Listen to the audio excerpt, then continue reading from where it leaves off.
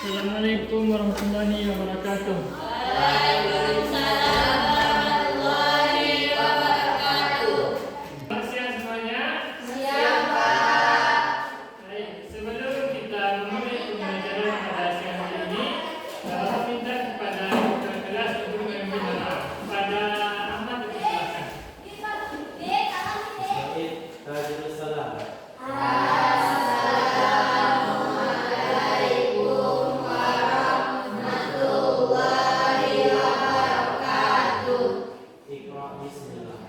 Bismillahirrahmanirrahim. Raditu billahi rabban wa bil Islam dinan wa bi Muhammadin nabiyyan wa rasulan. Rabbi zidni ilman warzuqni fahman. Amin. Baik, Anda semuanya bagaimana kabarnya hari ini? Baik, Pak. Alhamdulillah baik. Nah, sebelum kita memulai pembelajaran, Bapak mempunyai ice breathing untuk Anda semuanya. Ice breathing ini Bapak buat supaya Anda semuanya itu aktif dalam belajar nantinya supaya semangat. Jadi sistematikanya seperti ini. Jika Bapak bilang selamat pagi, tekuknya sekali. Nah, jika Bapak bilang selamat siang, tekuknya 2 kali. Dan jika Bapak bilang selamat malam, tekuknya setengah. Nah, jadi siapa yang tidak sesuai aturan, nanti Bapak punya hukuman yang terdapat. Setuju? Setuju? Kita coba dulu. Nah, selamat pagi. Keraskan sedikit. Selamat siang. Selamat pagi.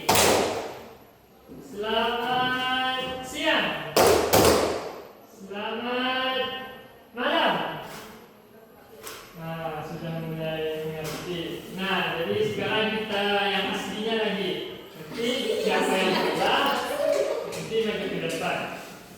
Nah, kita mulai. Selamat malam. Selamat siang. Selamat pagi. Selamat malam. Selamat malam. Nah, baik, berarti Anda semuanya sudah fokus pada pembelajaran pada siang hari ini. Nah, tepuk tangan untuk kita semua. Nah, baik, sebelum kita memulai pembelajaran, Bapak mau bertanya, apakah ada yang tidak hadir pada siang hari ini? Tidak, Pak. Nah, alhamdulillah berarti hadir semuanya ya. Iya, Pak. Ya. Baik, sebelum kita memulai pembelajaran pada siang hari ini, Bapak mau bertanya tentang materi kita sebelumnya. Siapa yang masih ingat tentang materi kita minggu lalu? Ya, silahkan kelas. Yaitu amar dan nahi. Ya, Amar adalah perintah dan nahi adalah larangan. ya benar sekali. Tepuk tangan untuk kelas. Sekali apa yang disampaikan oleh Muklas tadi bahwasanya amar itu adalah perintah yang terdapat di dalam Al-Quran dan sumber ajaran Islam lainnya, sedangkan nahi itu adalah larangan yang tidak boleh kita lakukan sesuai dengan perintah dan larangan Allah Subhanahu Wa Taala. Nah, sebelum kita memulai pembelajaran pada hari ini, Bapak mau bertanya, pernahkah anak-anak Bapak mendengar pengumuman seperti ini? Semua siswa itu dilarang keluar kelas saat pembelajaran berlangsung. Lalu, bagaimana dengan siswa yang ingin minta izin karena sakit ataupun ada keperluan? Nah, pernah nggak mendengar kalimat seperti itu? Nah, begitu juga dengan ajaran Islam kita, bahwasanya kalimat itu berkaitan dengan kaidah usul fikih kita, yaitu tentang am dan khas, yang mana am dan khas yang akan kita pelajari pada pembelajaran hari ini. Nah, tujuan kita mempelajari am dan khas ini yang pertama yaitu mematuhi ajaran agama. Yang kedua, menjauhi diri dari perbuatan yang melanggar agama. Yang ketiga, membiasakan berpikir solutif dan untuk memecahkan masalah. Yang keempat, membiasakan sikap mandiri dalam aplikasi kaidah keilmuan. Yang kelima, memahami kaidah pokok tentang am dan khas. Yang keenam, menerapkan dalam kehidupan sehari-hari bagaimana kaidah am dan khas tersebut. Yang ketujuh, menganalisis kaidah pokok fikih tentang am dan khas. Dan yang kedelapan, mempresentasikan argumentatif aplikatif kaidah am dan khas nantinya di dalam kehidupan sehari-hari. Nah, itulah tujuan pembelajaran kita pada siang hari ini. Nah, Bapak mau bertanya tentang materi kita pada hari ini. Siapa yang tahu apa itu am? Coba angkat tangan. Ya, coba silahkan Habib. Nah, benar sekali. Am itu artinya secara bahasa umum. Am secara bahasa itu artinya adalah umum, sedangkan secara istilah adalah lafaz yang mencakup seluruh bagian yang bermakna umum tanpa ada jumlah batasannya. Berarti tidak ada yang membatasinya. Berarti itu bersifat umum. Nah, itu maksud dari pengertian am tersebut. Contohnya, sudah Bapak berikan contoh seperti ini. Ar-rijal berarti mencakup semua laki-laki. Berarti itu kan seluruh laki-laki. Kan tidak berarti tidak disebutkan laki-laki yang bagaimananya. Apakah laki-laki itu misalnya kaya atau laki-laki itu gagah, kan tidak disebutkan. Berarti mencakup semua laki-laki tanpa ada batasan. Nah, selanjutnya kita masuk kepada pengertian khas. Nah, apa juga bertanya? Sebelum kita masuk ke pengertian khas, siapa yang tahu apa itu khas? Nah, coba Arsyad. Nah, benar sekali. Khas secara bahasa itu artinya adalah khusus, sedangkan secara istilah itu adalah lafaz yang menunjukkan makna tertentu dan terbatas. Berarti lafaz khas ini sudah ada pembatasannya, sudah dibatasi. Berarti tidak umum lagi, berarti sudah khusus. Nah, contohnya, Bapak sudah membuat salah satu ayat dalam surat Al-Baqarah ayat 196 yang artinya bermakna 3 hari. Berarti kan sudah khusus itu, sudah 3 hari, 3 hari. Berarti itu sudah bermakna khusus artinya. Itulah pengertian dari khas tersebut.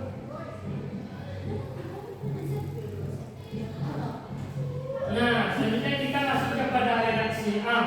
Nah, Bapak sudah membagikan materi, coba dilihat halaman 123. Coba lihat 123. Nah, coba lihat materi yang sudah Bapak bagikan. Kita masuk kepada redaksi am. Redaksi am itu ada 11. Yang pertama, jadi kita bahas satu persatu. Yang pertama yaitu tentang kata tanya atau adawat al-istifham. Nah, coba Ahmad, mana kata tanya dari contoh tersebut?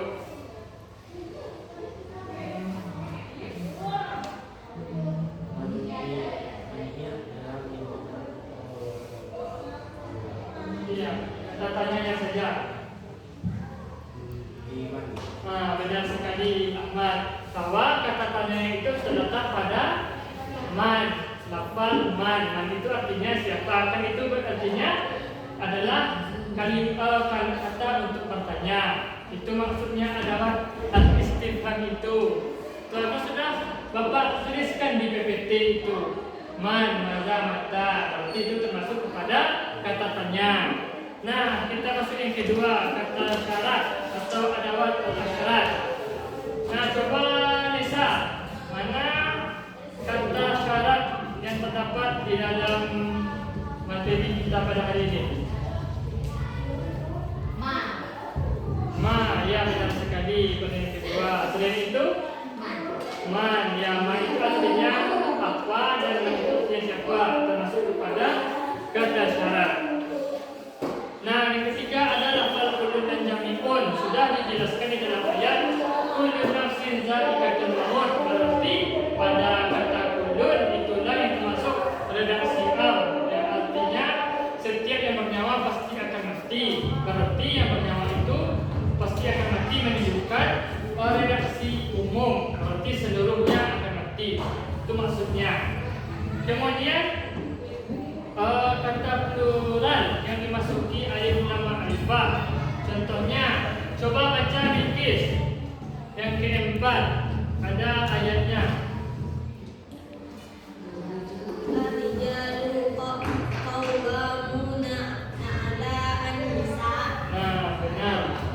Nah, jadi terdapat alif lam ma'rifah. Jadi Bapak kasih kata kunci pada alif lam ma'rifah ini mempunyai ada huruf alif dan lam di bagian ayat tersebut. Nah, coba Bilqis, mana kata-kata yang memakai alif lam di sana?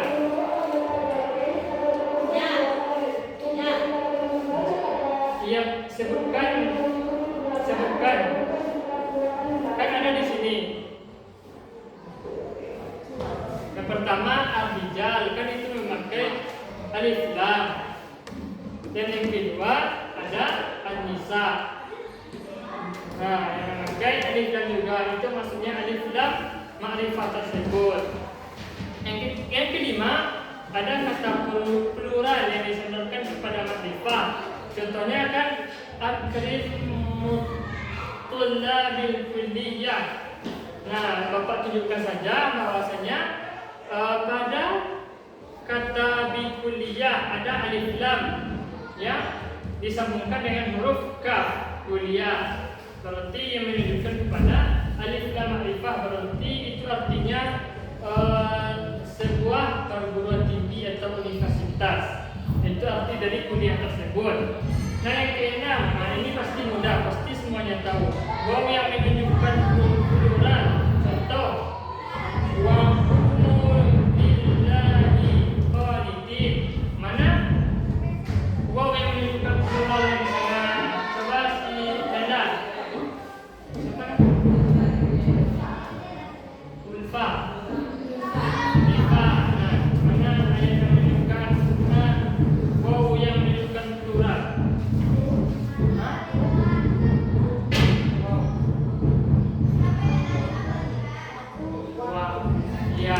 Waku pada huruf waw-nya yang menunjukkan tentang huruf waw.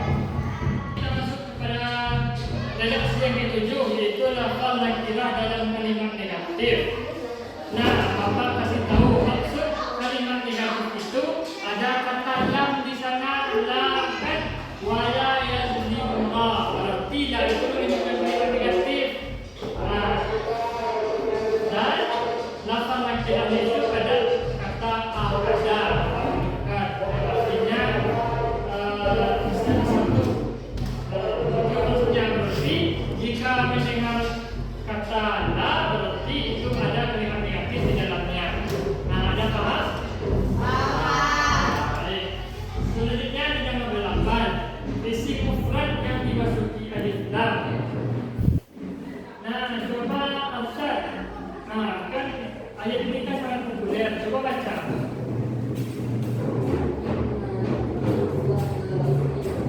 Innal insana lafi khusr. Mana yang pakai alif lam di sana?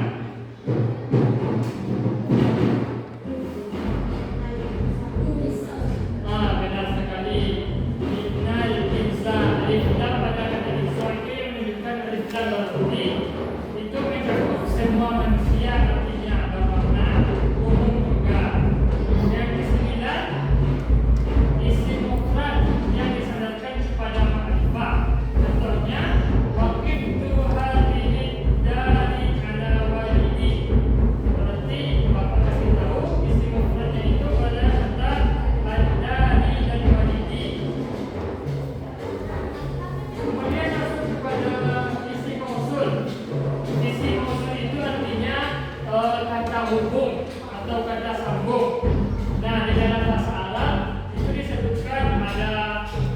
Contohnya ada allati, allati, allata, allatani. Itu contoh isim mausul. Nah, coba Ahmad. Kan Bapak sudah sebutkan isim mausul tadi. Contohnya, mana yang termasuk kata isim mausul di sini?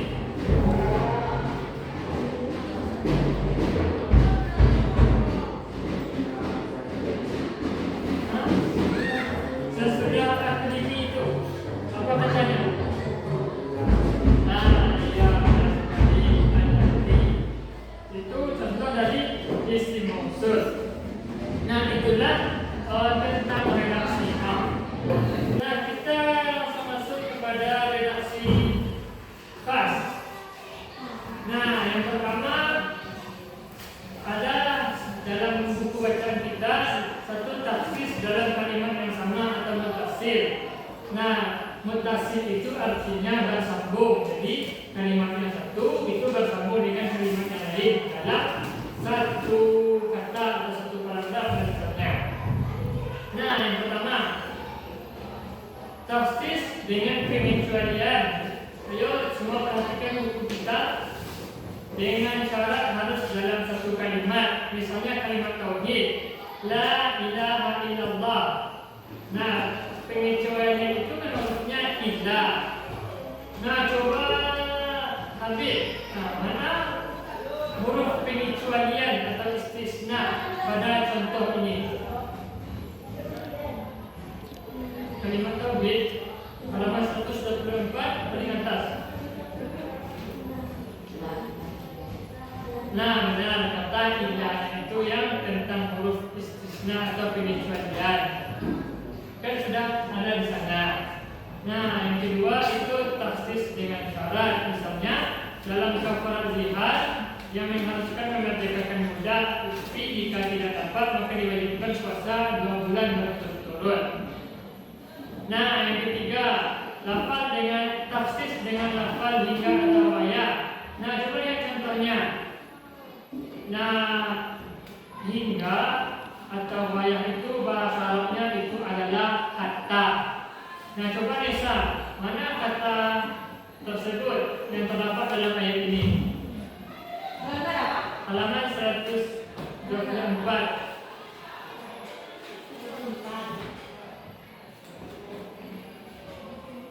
Mana lafal wayah pada ayat tersebut? Kata hatta.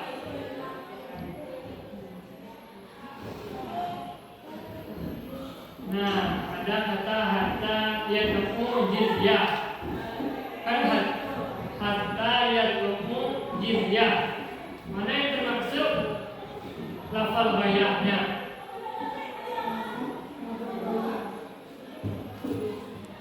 Ada terdapat yang paling awal. Nah, benar. Hatta dalam bahasa Arab itu hatta itu bahasa Indonesia-nya adalah hingga. Itu maksudnya. Nah, yang keempat taksis dengan kata sifat. Misalnya dalam ayat fatahriru raqabatin mu'minah. Nah, Bapak jelaskan bahwasanya harus memerdekakan budak yang mukmin. Nah, jadi mukmin itu adalah kata sifat yang berarti mengkhususkan kepada budak tersebut. Jadi harus memerdekakan budak yang mukmin. Berarti budak kafir tidak boleh dimerdekakan. Itu maksudnya. Nah, itu adalah taksis dengan lafaz mutasil atau tersambung. Yang kedua ada namanya taksis munfasil atau terpisah. Contohnya taksis ayat dengan ayat. Nah, kalau Bapak jelaskan saja, berarti ayat dengan ayat berarti ayat Al-Quran ditaksis dengan ayat Al-Quran. Ada 2 ayatnya nanti. Nah, sebagaimana di dalam buku ayatnya itu wala tankihul musyrikat, yang artinya melarang menikahi perempuan musyrik. Nah, itu konteksnya secara umum. Lalu dikhususkan dengan ayat yang di sebelah kirinya, wal muhsanatu minal ladzi utul kitab hatta yu'min. Nah, dikhususkan dengan memberikan pengecualian bahwa khusus bahwa wanita ahli kitab diperbolehkan untuk dinikahi. Jadi yang semulanya wanita musyrik dikhususkan menjadi wanita yang ahli kitab yang boleh dinikahi. Itu maksud taksis ayat dengan ayat contohnya. Yang kedua itu taksis ayat dengan sunnah. Berarti ayat Al-Quran dengan sunnah hadis. Nah, benar sekali jelas dengan hadis Nabi. Nah, contohnya kita boleh dari ayat, kan ada ayat warisan kepada anak. Yusikumullahu fi auladikum. Nah, Bapak jelaskan maksudnya adalah setiap anak itu mendapatkan warisan. Kemudian dikhususkan dengan hadis Nabi. Nah, maksud dari hadis yang panjang ini artinya adalah khusus untuk para nabi dan keturunannya itu tidak mendapatkan warisan. Jadi semua anak dapat warisan, lalu dikhususkan dengan hadis. Sedangkan nabi tidak mendapatkan warisan. Nah, itu maksudnya. Itu tafsir ayat dengan sunnah. Kemudian tafsir sunnah dengan sunnah. Berarti itu hadis dengan hadis. Nah, contohnya seperti ini. Nah, kan ada hadis yang pertama dan yang kedua. Bapak jelaskan maksudnya. Nah, hadis yang pertama itu bermakna umum. Maksudnya adalah dalam hadis ini mewajibkan zakat hasil pertanian berdasarkan cara pengairannya. Sedangkan khusus bahwa zakat yang wajib dizakati hasilnya itu harus mencapai 5 wasaq. Jadi maksudnya hadis yang pertama menjelaskan bahwa seluruh hasil pertanian itu wajib dizakati. Sedangkan yang kedua dikhususkan dengan hadis yang kedua bahwa yang wajib dizakati itu telah mencapai batas minimalnya atau 5 wasaq. Itu kadar tertentu seseorang untuk menyalurkan zakat mal atau zakat harta. Nah, itulah taksis sunnah dengan sunnah. Itulah reaksi khas yang Bapak jelaskan tadi. Sampai di sini ada pertanyaan? Ada paham? Baik, kita masuk kepada poin selanjutnya. Nah, contoh dalam Al-Quran. Sekarang kita melihat ayat-ayat yang terdapat dalam Al-Quran tentang am dan fas tersebut. Nah, ada sudah Bapak tayangkan tentang am. Surat Al-Rahman ayat 26. Bismillahirrahmanirrahim. Kullu man 'alaiha fan. Nah, pertanyaan Bapak, coba arsyad mana lafaz atau kata yang menunjukkan am atau umum? Nah, benar sekali arsyad. Kullu menunjukkan makna umum yang artinya setiap. Nah, dalam bahasa Arab kullu itu artinya setiap. Nah, sekarang itu disebut kepada lafaz am. Yang kedua dalam surat Al-Baqarah ayat 208. Udkhulu fis-silmi kaffah. Nah, coba Isfa, mana lafaz yang menunjukkan arti am? Kaffah. Nah, benar sekali Isfa. Kaffah itu termasuk kepada lafaz am atau umum yang artinya itu keseluruhan atau semuanya, berarti termasuk kepada lafaz am juga. Nah, selanjutnya kita masuk kepada redaksi khas. Khas apa artinya tadi? Khusus. Nah, khusus. Nah, Bapak pada surat Al-As ayat ketiga, pasti semua kita sudah hafal kan? Innal ladzina amanu wa 'amilus shalihat. Nah, coba Ahmad, mana lafaz yang menunjukkan Illa. Ya benar Ahmad. Illa itu termasuk lafal khas yang khusus yang artinya pengecualian masuk kepada huruf istisna jenis dari khas tersebut.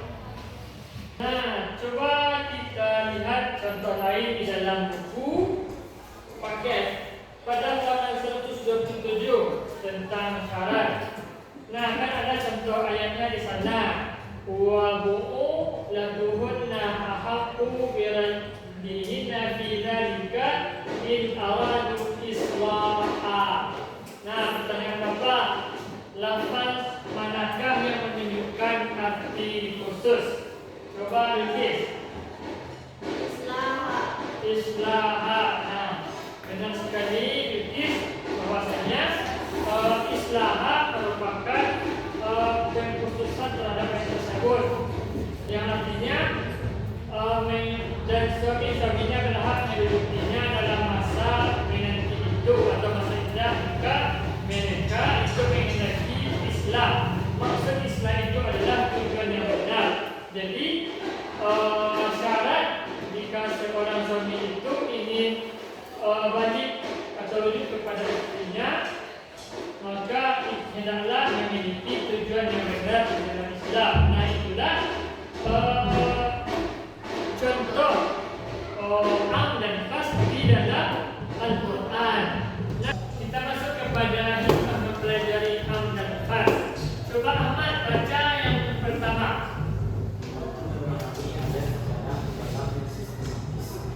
Membantu memahami ayat secara mendalam dan sistematis. Maksudnya adalah dengan kita mempelajari kaidah usul fikih am dan khas ini, kita mengetahui mana ayat yang bersifat umum yang ditujukan kepada semua orang dan lafaz yang khusus yang ditujukan kepada orang-orang tertentu saja.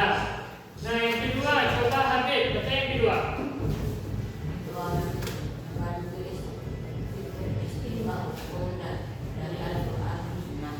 Nah, membantu istinbat hukum dari Al-Quran dan Sunnah. Maksud istinbat itu adalah para ulama dalam mengkaji fikih dan usul fikih itu mereka mencari dan mengkaji hukum-hukum yang sesuai dengan kehidupan Islam, sesuai dengan perkembangan zamannya. Nah, hukum-hukum tersebut pastilah itu diambil dari Al-Quran sebagai hukum Islam yang pertama. Kemudian hadis sumber hukum Islam yang kedua, kemudian ijma sumber hukum Islam yang ketiga, qiyas hukum Islam yang keempat, dan banyak lagi ada sumber berbagai hukum Islam lainnya yang ada dipertikaikan, ada juga yang disepakati. Itu nantinya dibahas di dalam kaidah usul fikih nantinya. Nah, coba yang ketiga baca Nisa. Mengetahui hukum mengadakan ilmu atau khusus. Nah, sesuai yang kita pelajari tadi bahwasanya dengan mempelajari am dan khas kita mengetahui hukum yang mana untuk umum atau seluruh orang ataupun yang khusus untuk orang-orang tertentu saja. Nah, yang terakhir, yang keempat, coba Arsyad. Memahami bahasa Arab dan gaya penyampaian wahyu. Nah, memahami bahasa Arab dan gaya penyampaian wahyu. Nah, sesuai yang kita pelajari tadi, bahwasanya kita mencari contoh-contoh lafaz am dan khas yang terdapat di dalam Al-Quran. Nah, kita dengan mempelajari lafaz am dan khas tadi, kita mengetahui bahasa Arab dari ayat-ayat Al-Quran yang kita sama-sama pelajari tadi, dan bagaimana gaya penyampaian wahyu yang tertulis di dalam Al-Quran. Nah, itulah hikmah kita mempelajari am dan khas pada siang hari ini. Nah, baik, tadi kita sudah mempelajari apa itu am dan apa itu khas. Nah, sekarang Bapak mau mengadakan kuis untuk mencek seberapa paham anak-anak Bapak terhadap materi am dan khas yang telah Bapak jelaskan dan sampaikan tadi. Nah, sekarang kita mulai bermain games kuisnya. Pilihnya silahkan bergabung.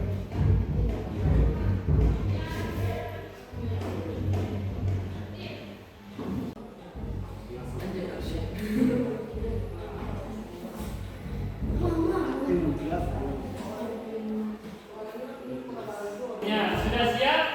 Siap. Baik. Nah, ayo kita mulai. Apa arti dari lafaz am secara etimologi?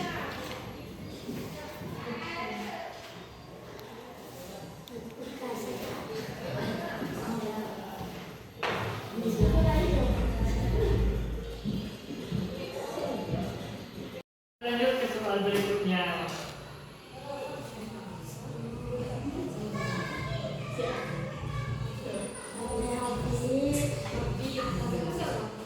Soal ketiga.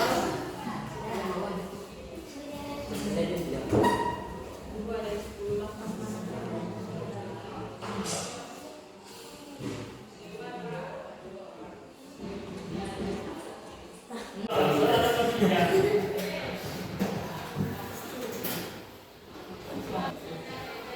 berikutnya.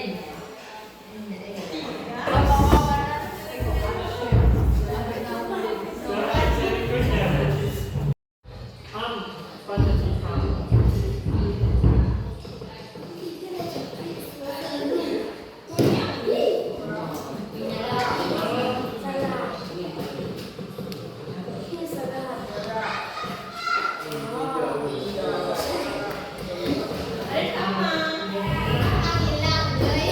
Kasus soal kelima.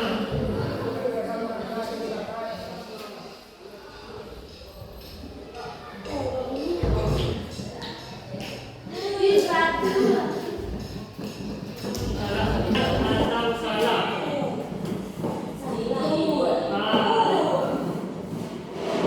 Baik. Benar.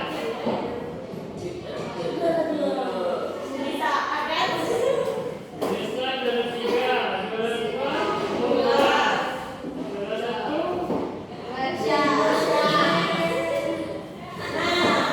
Ya. Nah, tepuk tangan untuk kita semua. Nah, gimana gamenya, seru? Ya. Nah, dari pembelajaran kita tadi dan kuis atau evaluasi yang telah kita lakukan. Nah, dari sini Bapak mau bertanya, Bapak mau meminta, coba Ahmad, coba simpulkan pembelajaran kita pada hari ini, ya, Ahmad Islami. Am itu bersifat khusus. Terbalik mungkin. Hah? Am itu bersifat umum. Am itu bersifat khusus. Nah, benar sekali Ahmad, bahwasanya yang disampaikan oleh Ahmad tadi, am itu adalah lafaz yang bersifat umum yang termaktub atau tertulis untuk seluruh orang, semua orang tanpa terkecuali.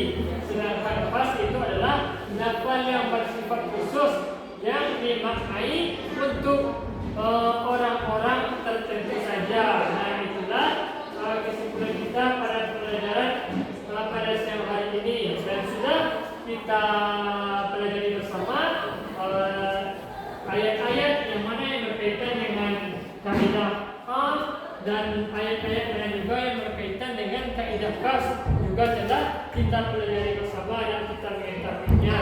Dan untuk tugas di rumah nanti dibuat tugas di halaman buku paket halaman 131